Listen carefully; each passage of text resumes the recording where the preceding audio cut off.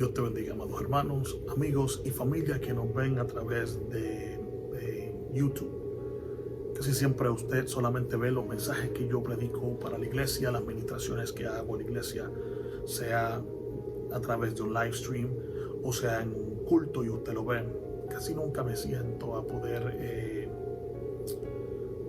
hacer un video para grabar o explicar o hacer nada de estas cosas.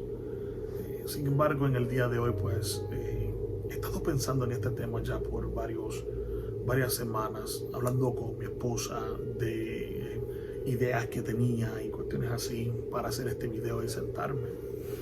Y pues hoy decidí hacerlo.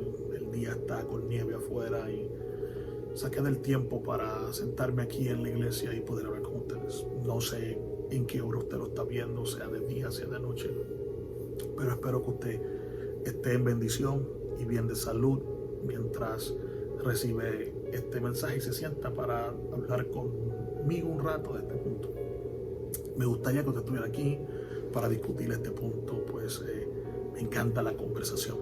Sin embargo, en el día de hoy pues nos vamos a que yo hablo, usted escucha, y pues si usted lo ven bien pues puede comentar. Pues hoy en día todo el mundo se siente en la libertad de hacerlo y creo que lo tiene. Yo creo que la iglesia hace un excelente trabajo en predicar la salvación y predicar el perdón de Dios absoluto para el pecador.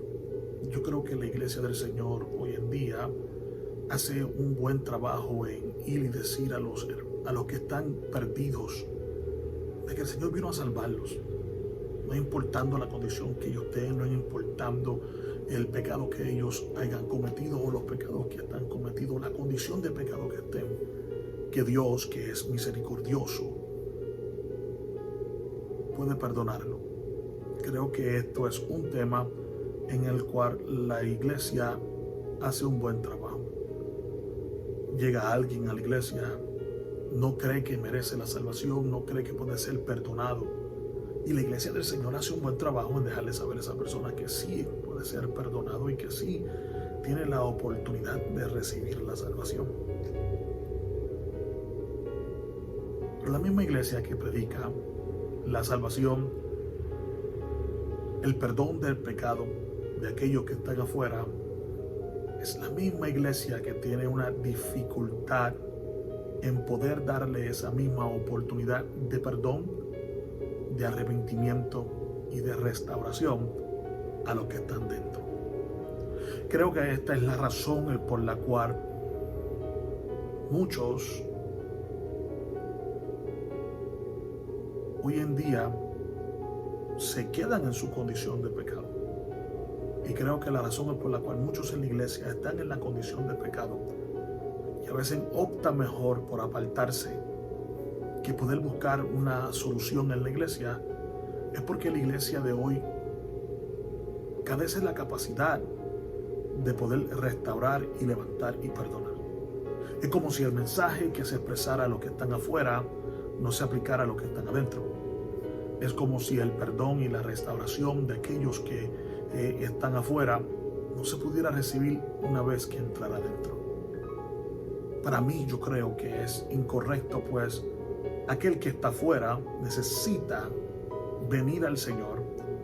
De tal manera amó Dios al mundo que dio a su Hijo unigénito para que todo aquel que en Él cree no se pierda, sino que tenga vida, y la vida en abundancia y eterna.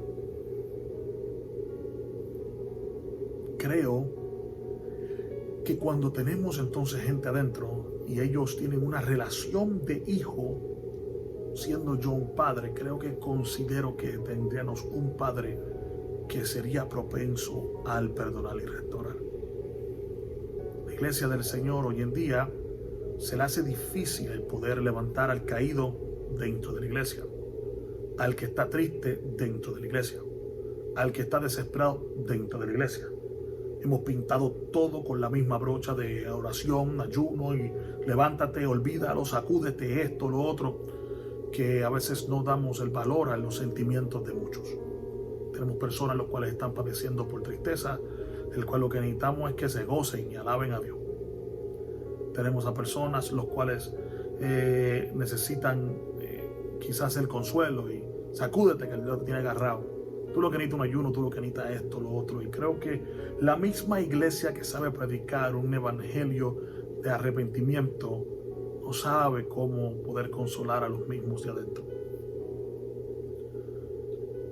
Es difícil hacerlo como pastor. Pararse en un altar y mirar hacia la congregación y ver hermanos que aparentan no estar adorando a Dios y estar como si estuviera desconectado y despistado del culto, y uno a veces tiende a señalar y decir: el hermano está apagado porque no está alabando, el hermano está así, está asado, lo otro, y es más fácil coger el micrófono y señalar y alentar con el micrófono a que el hermano necesita despertarse, avivarse, sin saber si de verdad está padeciendo por algo de salud, una preocupación, de cual cada uno tiene su forma de bregar con ello. Creo que la iglesia carece de eso. Entre iglesias, entre pastores y ministros, también esto ocurre. Cada uno tiene la razón y cada uno tiene la forma de ser. Y no se da mucho el espacio para la restauración y el levantamiento de un ministro o de un compañero en la milicia. Yo creo que esto es triste. Yo creo que por eso mucha gente, yo hablaba y predicaba una vez y yo decía que yo creo que la razón por la cual el Señor nos revela mucho hoy en día el pecado. Yo me crié en un tiempo en donde el pecador no se levantaba en la congregación. Yo me crié en un tiempo en donde el Señor revelaba los pecados de las personas. Pero también me crié en un tiempo en donde la iglesia levantaba, donde la iglesia, cuando el Señor revelaba, también buscaba la forma de levantar a la persona que estaba caída. Se le daba la oportunidad de poder levantarse de nuevo, poder regresar al lugar donde había caído. Esto es lo que el Señor le dijo a la iglesia de Éfeso: vuelve de donde caíste, regresa a tus primeras obras. Y la iglesia del Señor hoy en día sabe lo que es señalar el pecado, sabe lo que es disciplinar al pecador, pero no le da la oportunidad ni el espacio para regresar de donde caíste, para regresar a donde tú estabas. Yo creo que esto es difícil hoy en día, y creo que estamos entonces lejos del blanco de lo que Dios siempre ha establecido. La Biblia dice que las misericordias de Dios son nuevas para nosotros cada mañana. Quiere decir que Él entonces todos los días está dispuesto a perdonar y darnos lo que no merecemos y no darnos lo que merecemos. Su gracia y su misericordia. El bien y la misericordia me seguirán por el resto de mi vida. Creo que es muy diferente a una actitud y un comportamiento de pecado. La persona no ha caído, la persona se ha entregado a una vida pecaminosa. Yo creo que estamos fallando de esto.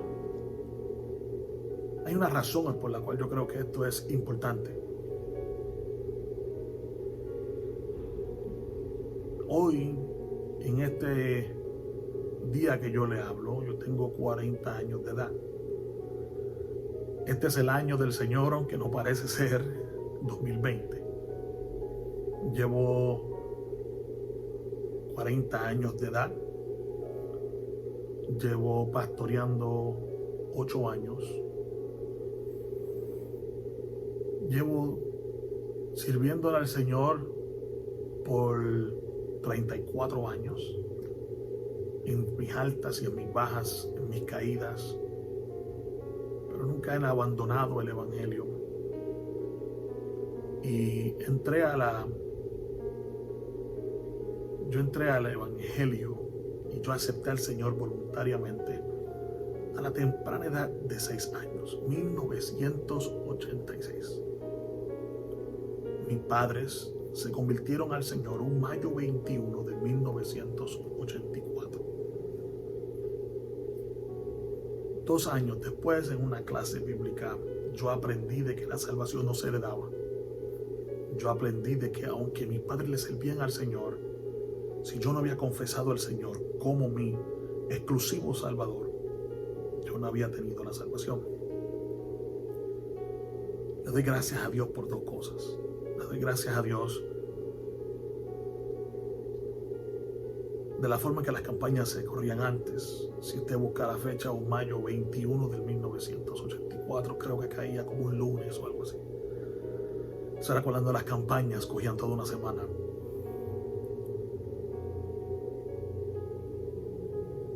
Le doy gracias al Señor que mis padres entraron por el parque de pelota y en Fajardo, Puerto Rico, y escucharon el mensaje y respondieron al llamado que hizo el evangelista Gigi Ávila, y que aceptaron al Señor, y que quitaron de mi hogar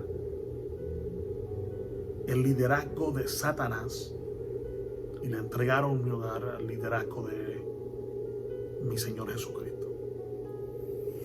En el 1986 yo acepté al Señor.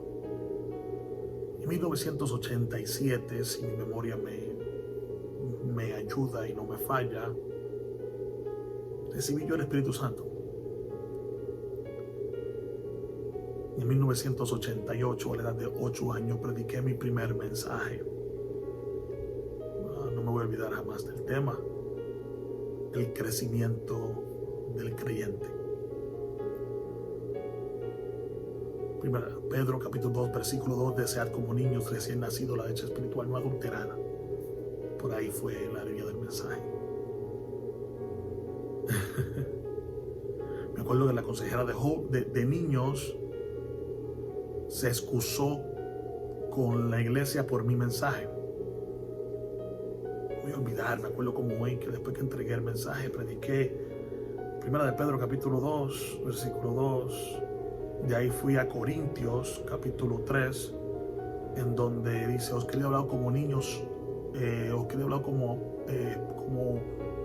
hombres espirituales, no como a carnales, como a niños en Cristo, queriendo darnos vianda de comer. Y por ahí me fui. Pensé que era un culto de niños y era bueno hablar del crecimiento del creyente. Parece que la consejera o la líder de niños esperaba que yo predicara de Sansón, de David y Goliat, o de Jonás o algo así. Y me acuerdo que cuando se acabó el mensaje, pues ella le dijo a la iglesia que le disculparan al predicador que no trajo un mensaje de culto de niños, que ella pensaba que el mensaje se iba a traer a los niños y que se disculpara el mensaje. Con eso entregó la parte al pastor, a mi hermano, mi pastor en Puerto Rico, Mike Luise. Mike Luise cogió la parte, y me acuerdo como hoy que él también pidió excusas, él también pidió perdón, pero no por el mensaje que yo prediqué, sino por el comportamiento de la líder de niños. Y le dijo a la iglesia: yo también quisiera pedir disculpas, ya que la líder de niños no vio que el mensaje de Dios a la iglesia se predicó hoy, no importando el culto. Mi primer mensaje a la temprana edad de 8 años fue criticado, fue señalado. Quiere decir que desde el primero yo me he acostumbrado al señalamiento y a la crítica de muchos del mensaje. Me molestó mucho porque me dieron la ofrenda y con la ofrenda fui a comprar mantecado, me acuerdo.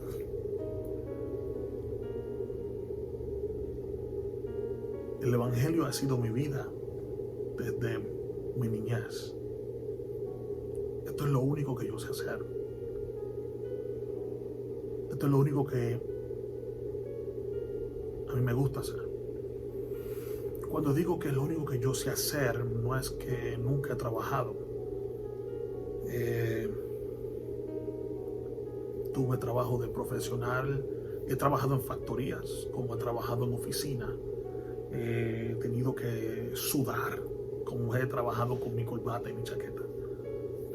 Me he ganado el mínimo, que es el salario que le dan a un trabajador, como que también he sabido ganar 50, 60 mil dólares, y aún se le ofrecido trabajo de cientos de miles de dólares, los cuales no acepté porque no me permitían mi responsabilidad a la iglesia.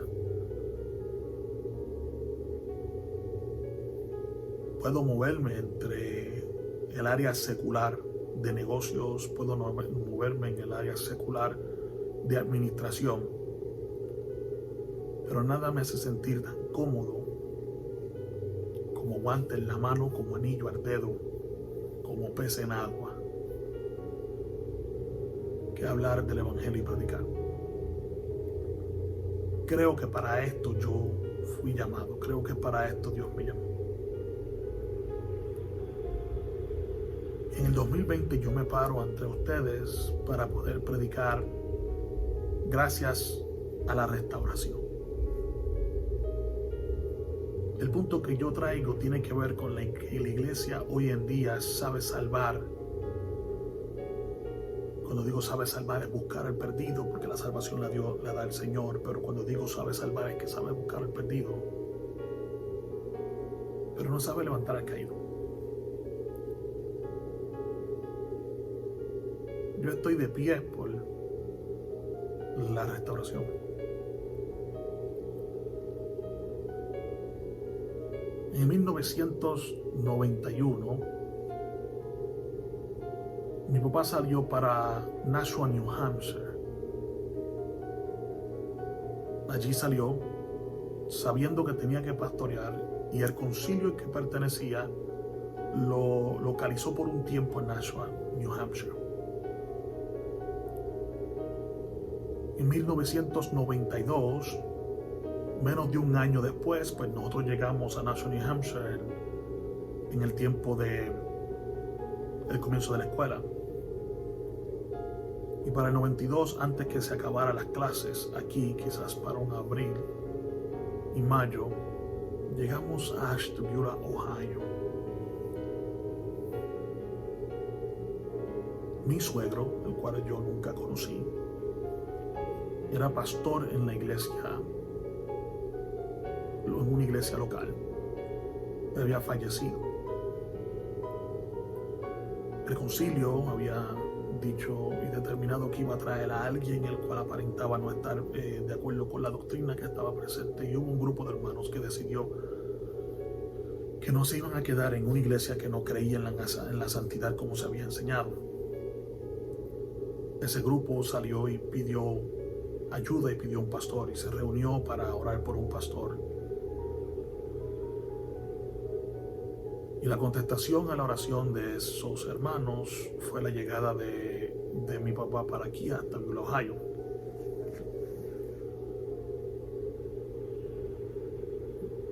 Yo tenía 11 años, cumplí 12 años aquí en Ashtabula cuando llegué.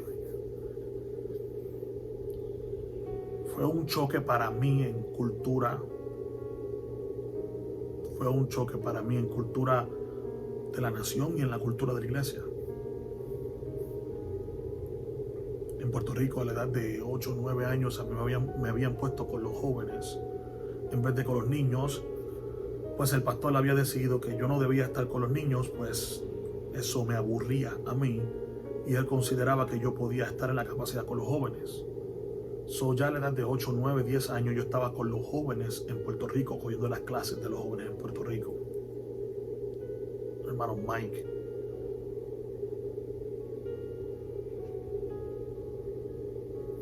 Vio la necesidad de alimentar a aquel niño desde temprana edad. Y le doy gracias a Dios por él. Cuando llego a Estados Unidos, este muchachito que estaba acostumbrado a las clases de jóvenes, enseñada por maestros de jóvenes, vino a meterse en un cuarto a cantar himnos. Todas mis culpas se fueron rodando y cosas de niños, y fue un choque para mí.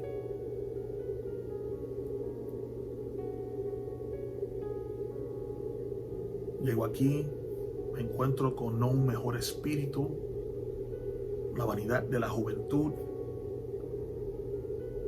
Y comenzó Jason Hernández a tener una lucha entre el jalar del espíritu hacia las cosas espirituales y lo que la Biblia llama la vanidad de la juventud, o la vanidad de la juventud y los jóvenes y el mundo. Y comenzó ese tira y jala. Comenzó Jason a tener días buenos y días malos, días altos, días bajos. Como quiera, se me dio la oportunidad de predicar y prediqué varias veces. Yo había decidido que a la edad de 18 años yo me regresaba a la isla de Puerto Rico. En mi mente yo cumplía 18 años y yo me regresaba con mi familia a Puerto Rico. A la edad de 15 años, no me voy a olvidar, y la razón en que no me olvido es por una campaña que había en ese tiempo, el predicador que vino, mi cumpleaños de 15 años, una postal que me dio mi cuñada para mi cumpleaños, y me acuerdo que en la postal que ella me dio para el cumpleaños había puesto con tape un vellón de 10 y un vellón de 5, y por eso me acuerdo como hoy. Tenía 15 años de edad cuando de verdad yo me di cuenta que yo me había enamorado de mi esposa, la que es mi esposa ahora. Y desde los 15 años comenzamos a hablar. Yo pues fui choteado, como dicen en Puerto Rico. Me chotearon, le dejaron saber a mi esposa que yo estaba interesado y comenzamos a hablar. Eso cambió mi perspectiva. Ahora que me quería ir a la edad de 18 años, ahora tenía a alguien con quien yo estaba interesado aquí. Apenas tenía 15 años de edad, ni una edad para poder llamar una relación seria. Y me acuerdo que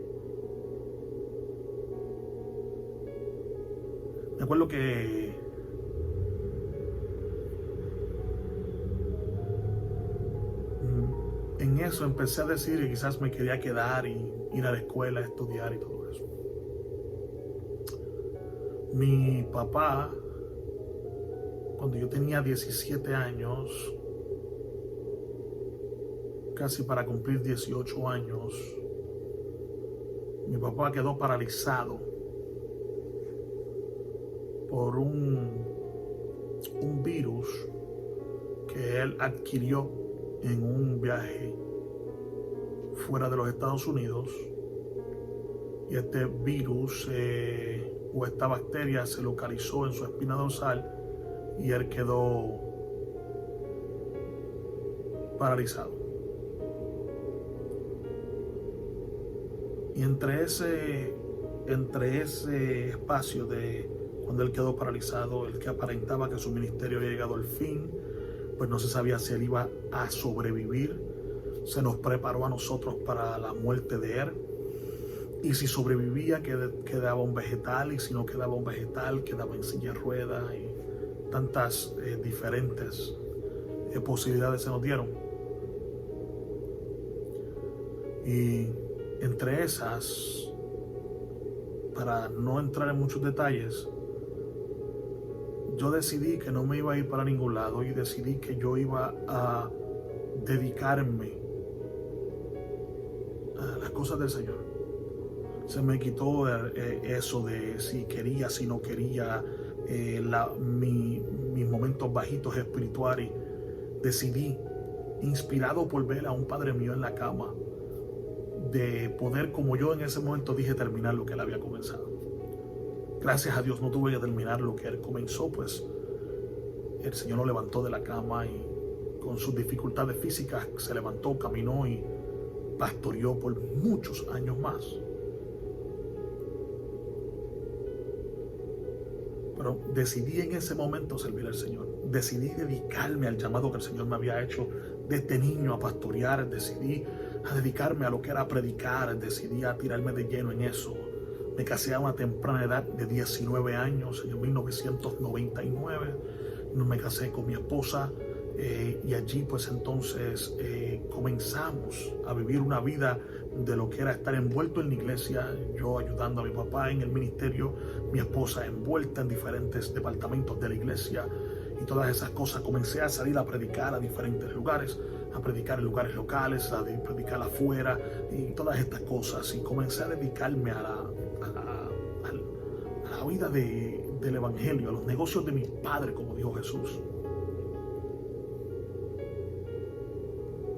En el 2005, yo me acuerdo haber predicado un mensaje al principio del año en donde el tema del mensaje era Ataque 2005, donde después de haber un sueño, de ahí saqué un mensaje y prediqué en Cleveland, Ohio, el mensaje Ataque 2005, seguido por el mensaje Unción 2005. Prediqué Ataque 2005 y no me cuidé. No me cuidé y faltando meses de terminar el año, me caí. Tuve una caída. Y los detalles de la caída me los reservo, no por nada más, sino porque envuelven a otras personas directa e indirectamente. Y como esas personas no han sido informadas en que yo hago este video, algunas sí, otros no, sería irrespetuoso el yo sentarme y hablar detalles donde otras personas están envueltas, vuelvo a repetir, directa e indirectamente, y no lo haría sin el permiso de ellos. Pero caí y pensé que no me iba a poder levantar. Nunca pensé dejar el evangelio, pero jamás pensé que volvía a levantarme ni que regresaría a predicar. Mi preocupación era ahora el yo poder sanar mi relación con mi esposa, mi relación con mi familia.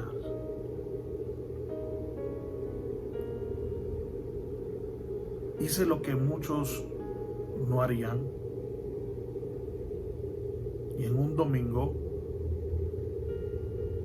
después que se acabó el culto, yo me levanté en la iglesia.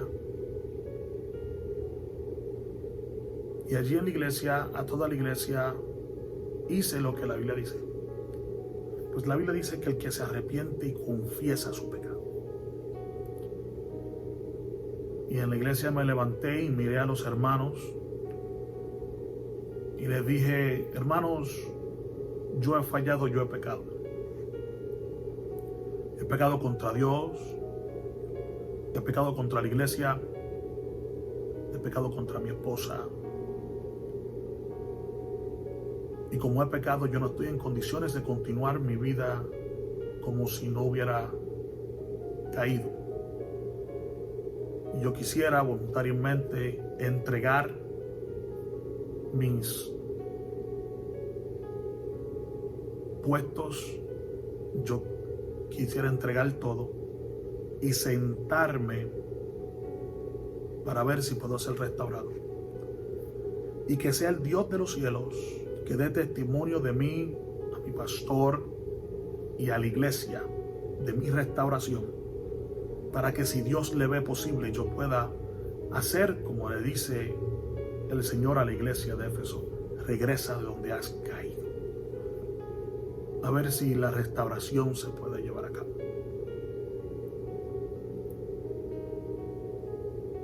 Es muy contrario a lo que muchos dicen. Hoy en el 2020 todavía gente habla de eso que aconteció hace 15 años atrás. 15 años atrás.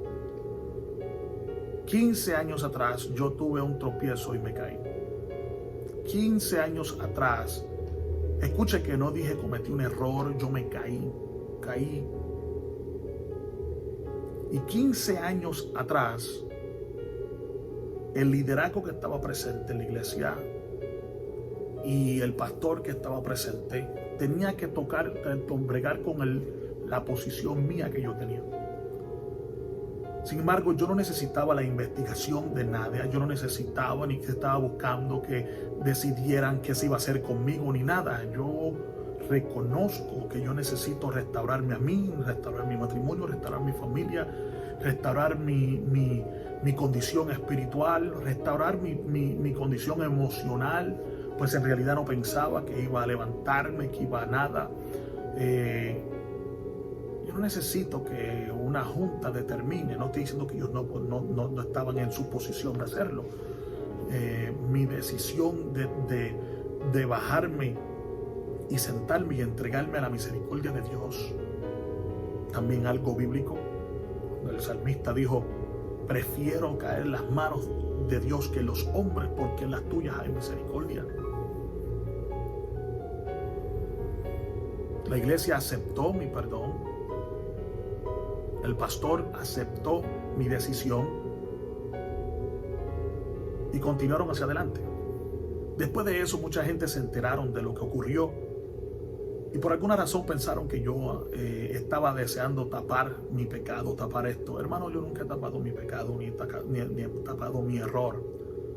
No he estado dispuesto a aceptar las mentiras. De ahí han visto exageraciones, la gente se han exagerado, han dicho que yo hice esto, que yo tengo esto, que yo esto, lo otro. La caída no es tan seria como la gente lo hacen ver y piensan que es, pero cuando usted le da a la gente a pensar y decir y cambiar y mentir, pues lamentablemente pues uno es víctima de todo eso. Se dijo que el hermano Pedro, mi pastor, que quiso tapar. Creo que si el hermano Pedro hubiera querido tapar, no me hubiera dado la oportunidad de hablar. Yo hablé público a toda la iglesia. Que habían hermanos que no estaban en la iglesia cuando yo lo hice. Su ausencia no era mi responsabilidad. A mí me tocaba hablar y lo hice un domingo cuando yo sabía que todo el mundo iba a estar en la iglesia. Había gente que estaban ausentes, los cuales se enteraron después, que llegaron a sus propias conclusiones de lo que aparentemente se hizo y por un tiempo lamentablemente se hizo daño. Fueron gente que hicieron daño. Todavía hasta la fecha de hoy, 15 años después, hay gente que hablan como si supieran. No hace mucho escuché de un hombre, el cual se dice ser pastor, y predica y le gusta coger el micrófono y hablar de nombres y se siente super pastor porque puede mencionar y qué nombres y esto.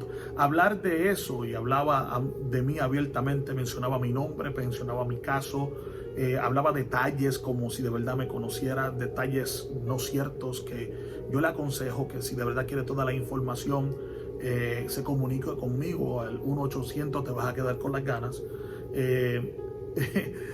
Porque en realidad cuando uno habla algo que no es cierto es mentira, y cuando uno miente y es un pecado.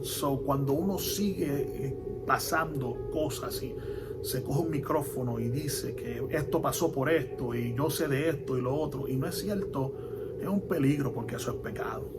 Y tanto pecado es quitarle a la Biblia como que es añadirle. Y hablar como que usted sabe de ciertas cosas sin saber es un peligro, especialmente con el micrófono en la mano, especialmente durante el mensaje. Y escuché a ese hombre que dijo que yo caí porque desde mi niñez estaba esto, lo otro. No es cierto, hermanos. No es cierto. Yo estoy aquí en la iglesia del Señor y aunque otros mienten con facilidad, yo respeto. No es cierto. Ni tampoco lo que mucha gente dicen por ahí, que si yo tengo esto, que si salió esto, que si lo otro. Nada de eso es cierto. Y que yo ando y que siempre he andado tapando y escondiendo tampoco ha sido cierto. Al contrario, he sido criticado muchas veces por predicar de mi recaída y de mi restauración, porque mucha gente considera de que es innecesario que yo hable de ellos. Sin embargo, yo hablo de mi caída, sabiendo que a veces hiere a personas que están alrededor mío, los cuales tienen que volver a recordar ciertas cosas, pero eso es parte de mi testimonio. No mi pecado, mi restauración. no mi caída, mi levantamiento. El resultado de un pastor que siempre fue pro restauración. Yo he sido afortunado y desafortunado. Yo he sido afortunado de que mi pastor es mi papá. Y pude aprender de cerca lo que es ser un pastor, viendo el comportamiento del carácter de mi papá, no en el altar, en la casa. Cualquiera se vende detrás de una cámara y cualquiera se vende en un altar. Yo vi el carácter de mi padre en la casa. Mucha gente dice que el hermano Pedro predicó esto, lo otro, enseñó esto, otro. No es cierto. Y yo vi lo que se me enseñó en mi casa. Yo fui afortunado de ser hijo de pastor porque aprendí de ser hijo de pastor. También fui desafortunado de ser hijo de pastor en el momento de mi restauración. Porque en el momento que mi pastor, el hermano Pedro, aplicó las mismas reglas que él siempre aplicó para la restauración, en mi caso, se le llamó favoritismo y supuestamente tapar pecado. Trató todos los pecados iguales, trató todas las investigaciones iguales. Tenía solamente una forma de trabajar. Desafortunadamente, cuando tocó aplicarlo a mí, los que estaban alrededor, que quizás hasta en un tiempo fueron gente que recibieron el beneficio de la restauración y el perdón del hermano Pedro. Gentes que tuvieron también caídas, tropezones, que tuvieron problemas, y con la misma discreción y la misma privacidad y el mismo honor con que el hermano Pedro trató sus casos, y ellos le dan gracias a Dios de que no todo el mundo sabe los detalles de los casos de muchos de ellos. Cuando le tocó a tratar con el caso mío, a eso no se le aceptó.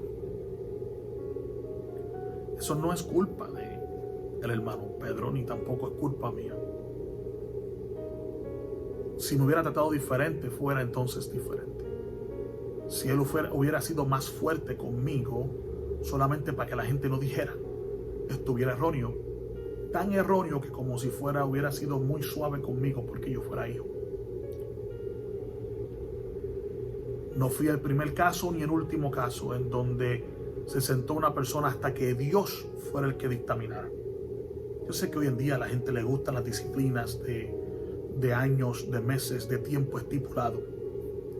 Sin embargo, el hermano Pedro comúnmente utilizaba la restauración, la disciplina, sin tiempo definido, para que fuera Dios el que determinara.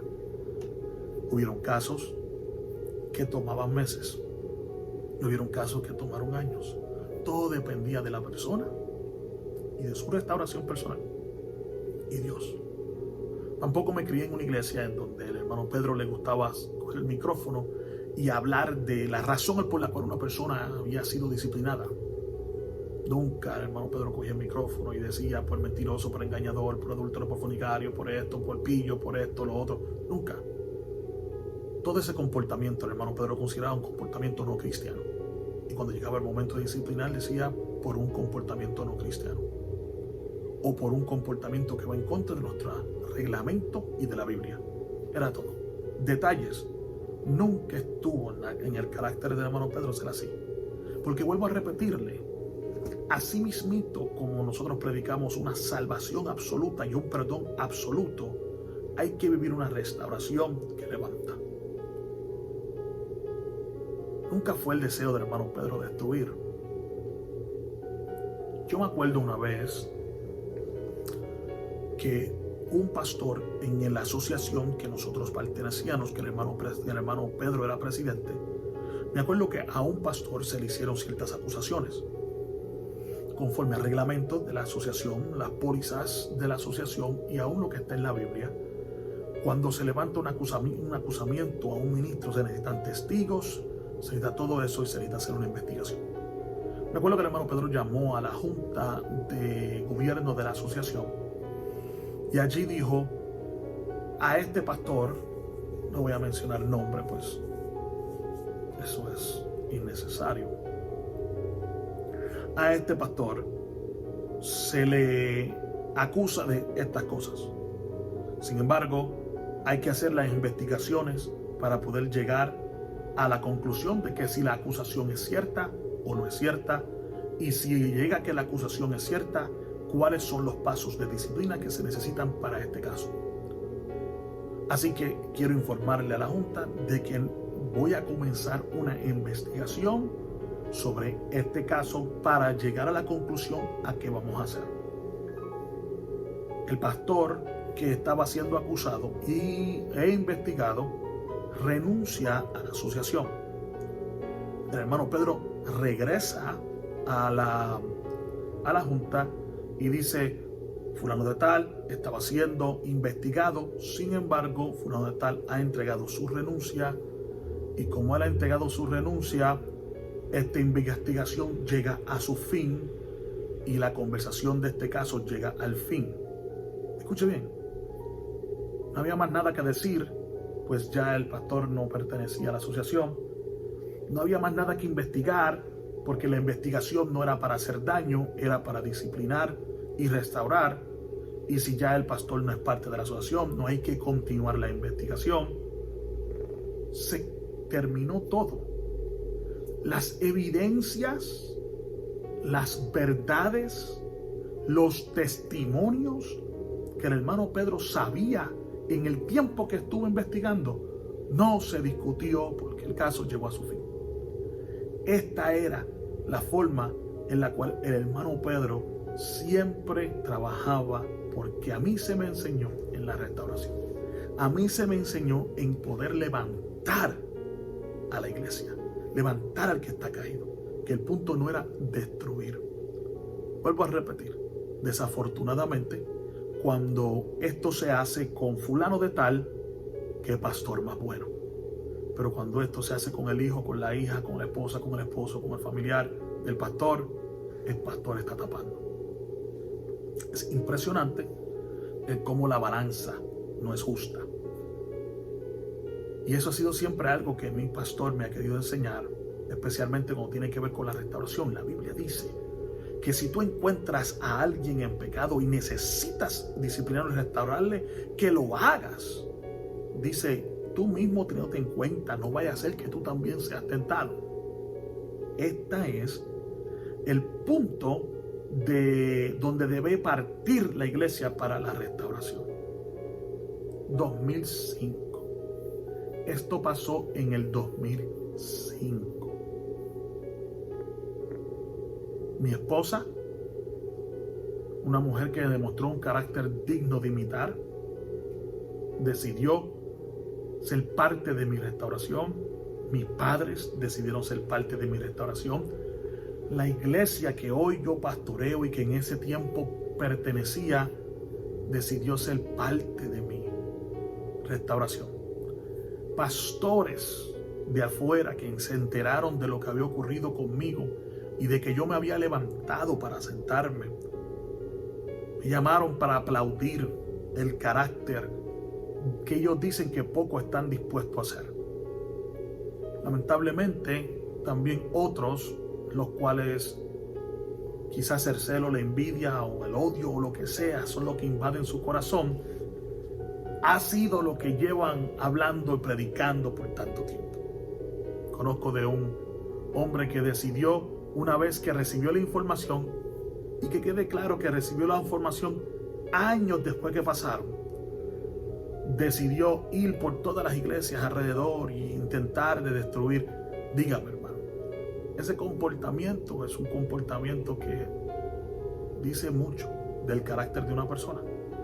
El supuesto celo ministerial, el supuesto deseo de la santidad, el supuesto esto y lo otro, no lo llevó a hacer lo que dice la Biblia. Vete, habla con tu hermano. Pues ha hablado con todos menos conmigo mismo. Oh sí, se ha tirado sus dardos, tiraera y esto, lo otro. Y la razón por la cual yo nunca he hablado, nunca he dicho nada, es porque también he sido criado por un pastor que me enseñó: guarda silencio, que sea Dios que saque la cara por ti. Logré levantarme, logré volver a predicar. Oh, no, no es lo mismo. No, no, no, no es lo mismo. La retribución de lo que uno hace no quita la restauración, pero la restauración no quita la retribución. El castigo, las consecuencias por los errores que uno comete, no van a interrumpir la restauración, pero la restauración tampoco interrumpe de que hay que pasar por ciertas cosas por los resultados que. Yo pasé por muchos años por una disciplina personal del Señor. Yo predicaba y predicaba, y después que predicaba yo terminaba cansado, pero cansado sobrenaturalmente. Mi esposa tenía que llevarme cuando llegábamos a casa, tenía que subirme al cuarto. Allí mi esposa me quitaba la ropa para acostarme en la cama. Eran pocas las veces que yo podía predicar y salir a comer y esto y lo otro, porque yo quedaba súper cansado. Y me acuerdo que una vez yo, en un ayuno, orando, le dije al Señor: Señor, tanto que yo me canso, tanto que yo necesito salud, yo necesito fuerza, yo necesito así, asado. Y me acuerdo que el Señor me dijo a mí: no. Tú le fallaste a tu ministerio. Y aunque yo te he permitido regresar a tu posición y volver a predicar, esto que tú pasas es para recordarte que tú predicas porque yo te permito, que yo soy el que te doy la fuerza, que yo soy el que te doy la palabra, que tú nunca eres más grande que el mensaje y el ministerio. Así que tú tienes dos opciones: o tú dejas de predicar, o predica y luchas con esto, en el cual yo obviamente escogí: está bien, Señor, yo estoy dispuesto a pasar por esto. No le dije: pero ¿dónde está tu misericordia? Ni le dije: pero restáurame, Señor, ni nada, porque yo había pasado por una restauración.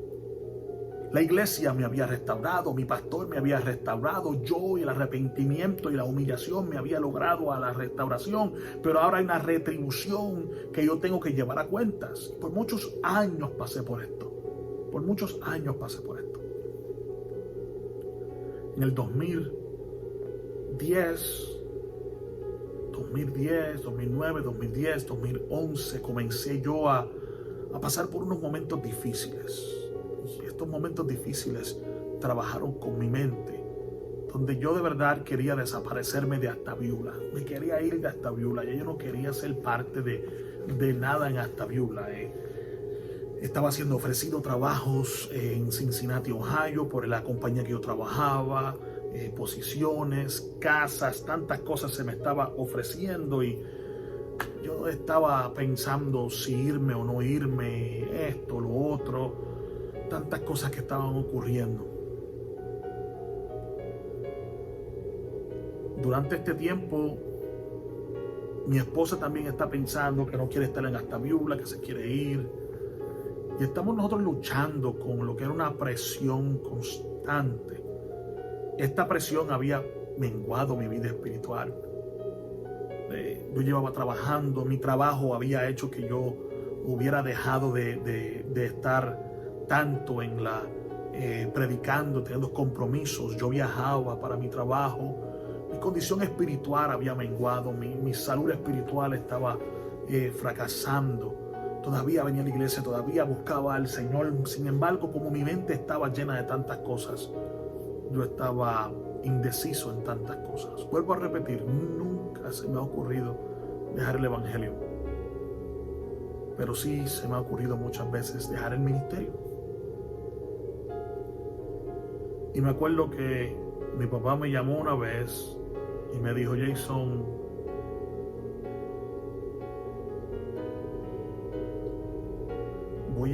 creo que se está llegando mi tiempo para dejar de ser pastor.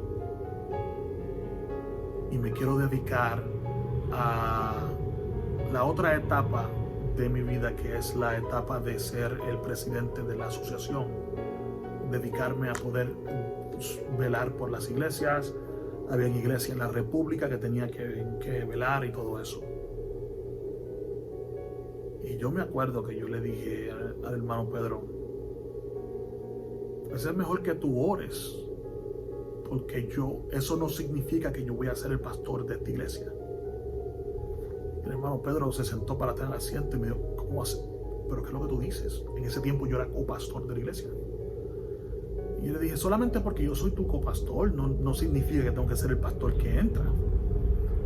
Dios me llamó a pastorear, pero ¿quién dice que me llamó a pastorear en Astaviula?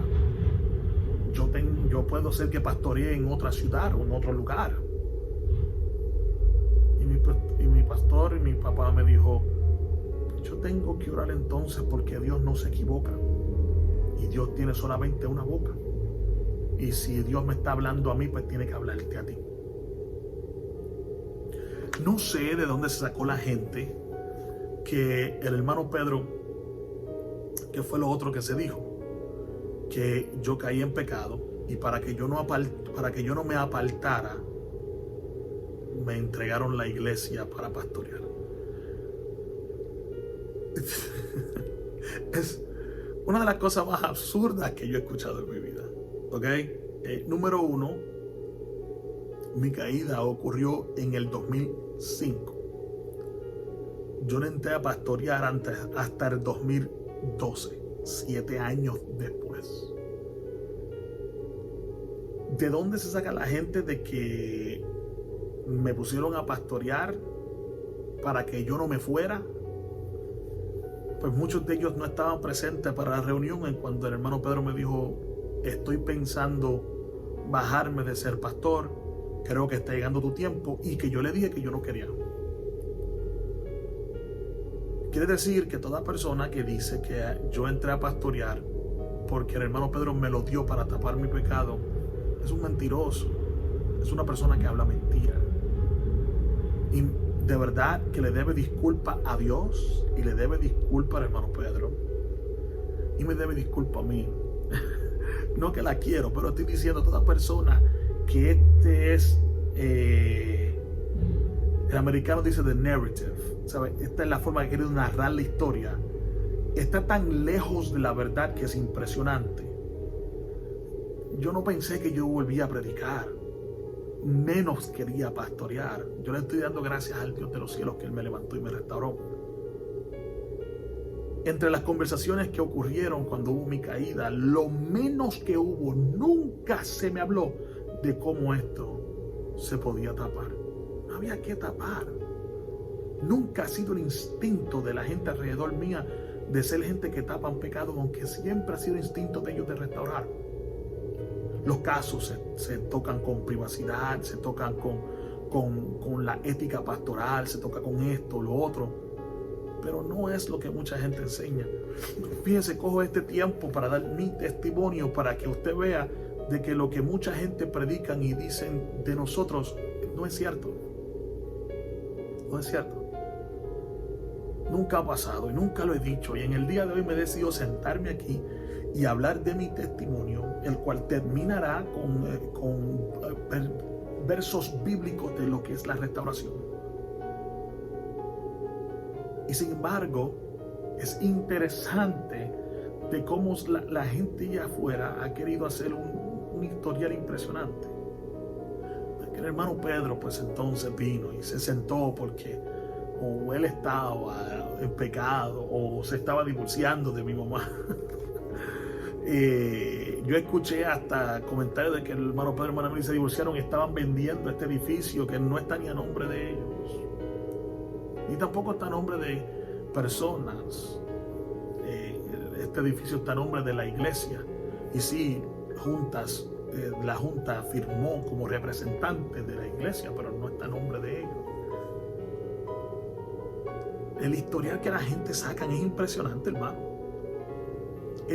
Todavía en el 2020, amado hermano, todavía en el 2020, 15 años después de mi caída y 15 años de un ebenecer, en malas, en altas, en bajitas, en pecados, en errores, porque el que dice que no peca es Dios mentiroso, en tantas cosas en estos 15 años todavía estamos de pies.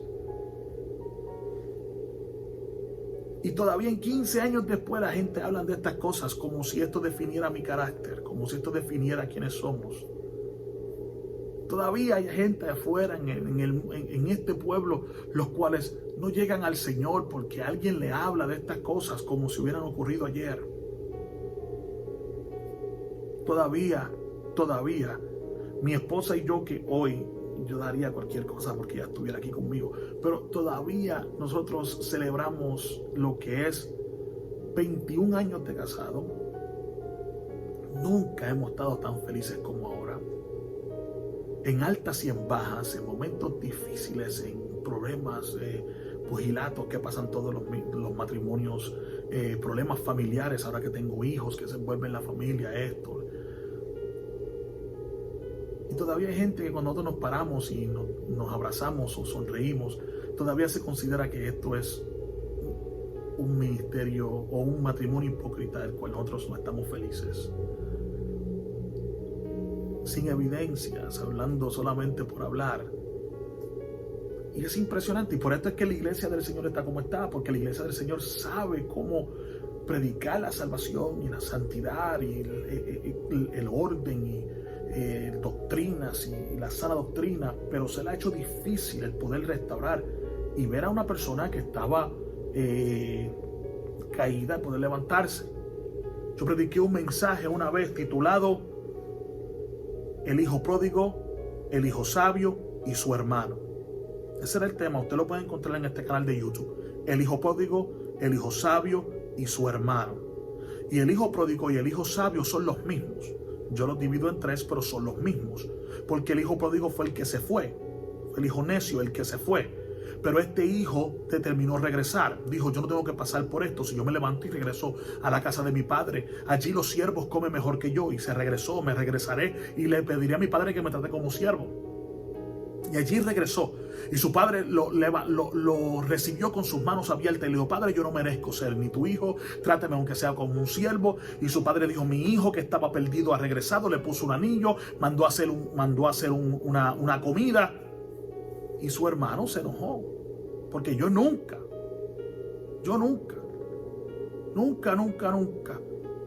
me fui de tu casa, yo me quedé con esto, lo otro, y a mí tú no me has hecho nada, no me has hecho ni un cabrito, ni esto. Y la iglesia del Señor está llena de esas personas. Gente que fueron calles, que Dios los perdonó, que los sacó del mundo. Gente que en el mundo cometieron crímenes, fueron criminales, fueron gente que hicieron tantos pecados allá afuera, que la misericordia de Dios ha sido grande. Gente que le hicieron daño a personas allá afuera. Gente que fueron criminales, que fueron gente que de verdad hicieron daños a otros, que Dios los perdonó.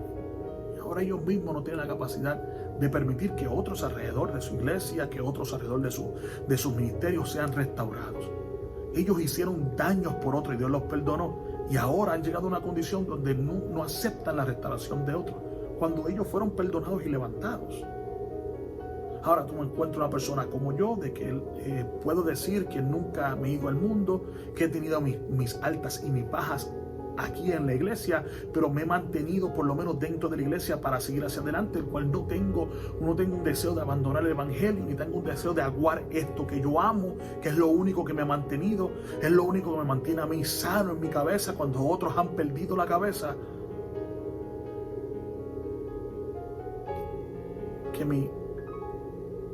Que mis errores, mi pecado, a quien más quizás le hizo daño fue a los seres familiares que están cerca de mí, y ellos tuvieron la capacidad de perdonarme y levantarme. Todas las personas afectadas directamente por mis pecados y mis caídas, yo fui donde ellos personalmente y me arrepentí y pedí perdón. Me levanto y le pido perdón a la iglesia. Vivo una vida digno de la humillación que me tomó para poder ser un predicador, un siervo del Señor. Vivo mi vida deseoso de solamente hacer dos personas que se han honrado de mí. Dos padres que yo tengo, mi Padre terrenal y mi Padre celestial. Que lo único que yo quiero es que ambos digan, este es mi hijo amado en el cual yo tengo complacencia. Dejar un legado para mis hijos. dejar un legado para la iglesia, hacer lo que Dios me llamó a hacer. Y todavía yo tengo que pelear con estas tonterías de gente que en realidad ni saben lo que hablan. Hablan como si supieran, hablan con una autoridad como si supieran, porque aún gente que estaba en esta iglesia antes se fueron y le contaron a otros, y gente que ni sabían lo que habían, ni nada de eso. Llegaron a especulaciones, llegaron a diferentes, sumó 1 más 1 le dio 3. Y por eso es que hoy en día mucha gente lamentablemente no se levantan dentro de la iglesia, porque viven en un evangelio que la iglesia no cree en eso. Muchos de ellos también, los cuales fueron parte del mantener a otros abajo, no se han podido levantar, ni tampoco se podrán levantar. Porque para poder levantarte, tú tienes que creer en un evangelio de restauración. Aquellos que nunca han extendido la mano para restaurar a alguien, cuando llegue el momento de ellos cometer un error, no van a encontrar ellos mismos que va a haber misericordia, porque ellos nunca sembraron misericordia. Yo puedo sentarme y decir, wow, mi pastor, mi padre, trató mi caso como trató todos los demás. Puedo entonces ver otros casos que él trató y decir, wow, él los trata iguales. Interesante. Me acuerdo que en la iglesia hubo un caso hubo un caso en donde envolvía a otras personas. Y años después, el hermano Pedro tuvo que bregar con un pastor que vivía cerca. Y cuando fue a reunirse con el pastor que estaba cerca, fue y le dijo, mira, varón, vengo a hablar contigo. Lo que pasa es que años atrás pasaron este caso en la iglesia de nosotros y ahora envuelve a esta persona. Y el pastor que estaba en la iglesia al lado dijo, yo ni sabía de eso. Perdóname, pero yo no sabía de eso.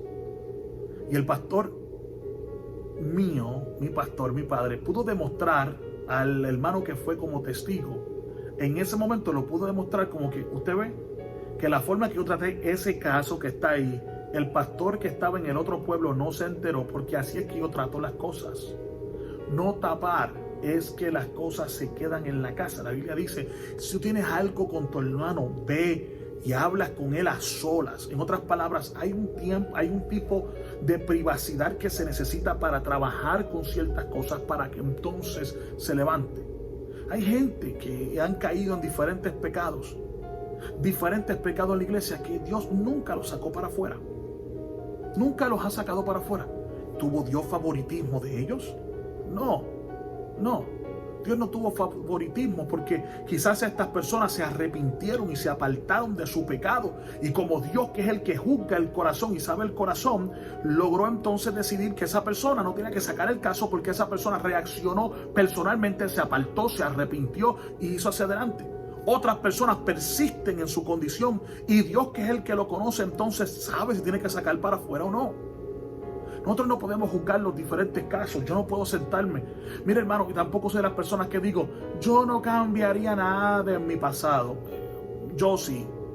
Yo he escuchado gente que han dicho, ay, yo en mi pasado todos mis pecados y todas mis caídas y todos mis errores, nada de eso yo borraría de mi vida, porque yo soy quien soy por todo lo que yo pasé.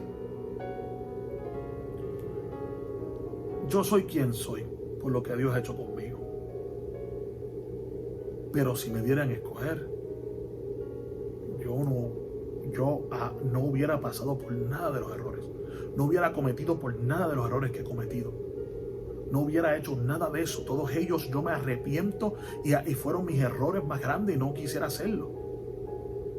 ¿Usted me entiende? Cuando yo miro mi vida como padre y entiendo que a veces a mi hijo menor, yo a veces no reacciono a lo que él hace como reaccionaba cuando mi hijo mayor lo hacía, porque ahora me doy de cuenta que no es gran cosa.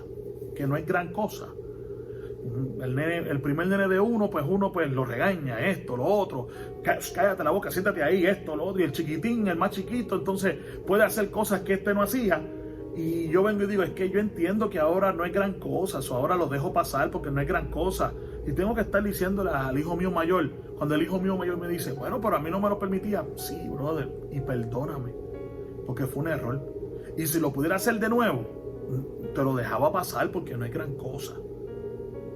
no excuso y digo, no, yo estaba bien contigo, es que él no, porque hoy en día también esta es la otra cuestión que la gente dice, Dios permitió que yo pecara. Mira, amado hermano, Dios no permitió nada. Yo escogí, tú escoges. Dios no quería que Adán cayera. ¿Dios sabía que Adán iba a caer? Sí, lo sabía, pero Dios no escogió que él cayera. Él tuvo que entonces tener un plan ya establecido para cuando el hombre cayera. Yo no soy de las personas que doy este historial de que, olvídate, yo sabía, gracias a Dios que yo pude caer, gracias a Dios que yo metí las patas, gracias a Dios que yo mentí, gracias a Dios que yo hice esto, gracias. Yo escuchaba a gente hablar tantas cosas que uno dice, de verdad, yo jamás voy a agradecer. Yo le doy gracias a Dios que cuando yo caí, Dios estaba ahí. Yo le doy gracias a Dios que cuando yo caigo, que Dios está ahí. Que cuando yo peco, su sangre me perdona. Que cuando yo cometo un error, Él es grande y misericordioso. Y necesitamos una iglesia que haga lo mismo. En el 2011, el hermano Pedro habló conmigo. Y yo pues me dediqué a orar para que Dios me confirmara lo que ya era hermano Pedro, Dios había hablado con él. Y ahora pues estamos de eso en el 2012, abril 1, April Fools. En abril 1, el pastor en la iglesia le dejó saber que él dejaba de pastorear y que yo entraba a ser pastor de la iglesia. Y desde ahí llevamos ahora 8 años. 8 años pastoreando una iglesia que en realidad yo no quería pastorear. Años después, como dijimos no hace mucho, el hermano Pedro decidió por razones de salud personal que él sabía que no podía dar el nivel que necesitaba la posición de la presidencia, decidió dejar de ser presidente. Conforme al reglamento, el vicepresidente entraría. Yo era el vicepresidente y le dije que no quería, que no consideraba que esa era mi responsabilidad, que yo era vicepresidente de él, que yo quería hacer su ayuda, pero que yo no necesitaba ni quería ser el líder de la asociación. Respeto a mi viejo por tener la capacidad de decir, yo no tengo la facultad ahora mismito, por la condición que yo estoy pasando, a tomar esta posición. Estaba enfermo, tomando medicamentos por su enfermedad. Los medicamentos le afectaban cómo se sentía él físicamente. A veces tenía que luchar para poder enfocarse porque los medicamentos trabajaban. Y él sabía que él no podía hacer eso. Él no podía hacer fiel a la posición y justo en los requisitos. Y decidió bajarse. ¿Usted me puede creer que la iglesia de hoy en día también critica eso? Un hombre que todo su tiempo le demandaba al obrero que si iba a estar, que estuviera en una condición espiritual y una condición para poder servir. Un hombre que le enseñó a las personas que hicieran el trabajo como era digno y que si no podían hacerlo, que no lo hicieran. Un hombre que enseñó y demostró que había que dar cierto nivel de capacidad para poder llevar a cabo la posición. Y ese hombre que demandaba que se tomara el ministerio serio, que se tomara la posición seria. El diaconado se le demandó que era una posición seria. Al obrero que era una posición seria. Ese hombre que demandó seriedad de la posición, cuando él midió su vida y decidió que tenía que tomar una seriedad de la posición y entender que no podía hacerlo, también se critica. Para mí es interesante. Para mí es interesante todas estas cosas. Así que yo creo que esto es muy, muy interesante de cómo él, sabiendo que esto era serio, decidió bajarse. Y ahora pues algo tiene que haber estado mal, algo tiene que haberse estado escondido. Solamente Dios sabe en qué pecado estaba para bajarse, para esto, para lo otro. Respetó la posición más que él. Respetó la obra más que él mismo. Como él siempre decía, si esto le hace daño a la obra, yo me salgo del medio. Y entendió de que él no iba a ser como muchos por ahí, que toman medicamentos para la mente, que toman medicamentos para mantenerse esto, lo otro, y esos medicamentos afectan su forma de ser, y como quiera siguen pastoreando. Que están enfermos, no pueden ni estar en la iglesia presente para pastorear y todavía no sueltan la posición. Mi hermano Pedro dijo, si yo no puedo hacer el trabajo que Dios me llamó a hacer correctamente, mejor me salgo. Y la iglesia de hoy como quiera lo critica. El pobre viejo tuvo que escuchar gente que dijeron que se bajó porque quizás estaba mal, de que me puso a mí a pastorear porque yo estaba en pecado y me quería ir. Tanta bobería que la gente hoy habla sin saber. Y la razón por la cual yo quiero tocar el tema de la restauración en la iglesia es porque yo soy resultado de la restauración. Y como yo soy resultado de la restauración, yo creo que es importante que se tome este tema.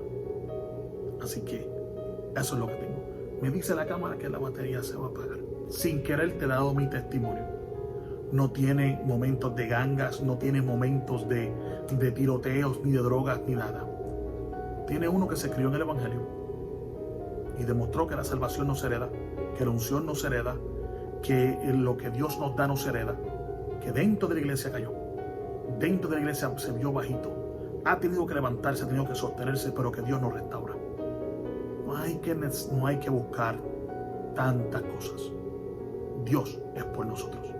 Y si Dios trabajó con David y lo restauró de su pecado y lo logró continuar hacia adelante, yo creo que lo puede hacer con todos nosotros. David, un hombre que no era perfecto, lleno de escándalos, lleno de revoluciones, pero como tenía un corazón que estaba dispuesto a humillarse, Dios le dijo, este hombre es conforme a mi corazón. Iglesia, regresemos a ser una iglesia de restauración, donde restauramos el que llega de afuera y restauramos el que cae adentro. Regresaremos entonces de lo que se trata el Evangelio. De esto se trata el Evangelio. Y necesitamos entonces seguir hacia adelante. Por lo menos pude aclarar si hay dudas. No se deje llevar por cualquier mentira. Y si tiene alguna pregunta, busque la forma de comunicarse conmigo que contestamos. Pues, contrario a lo que dicen muchos, no andamos escondidos. Andamos testificando de que Dios es grande. Testificando de que Dios es el que restaura. Y todavía predicando el mismo evangelio. Porque aunque el evangelio y el mensaje vayan en contra mía, no por eso cambia. Seguimos santos, puros, porque así el Señor nos demanda hacer. Pero estamos de pie por su misericordia.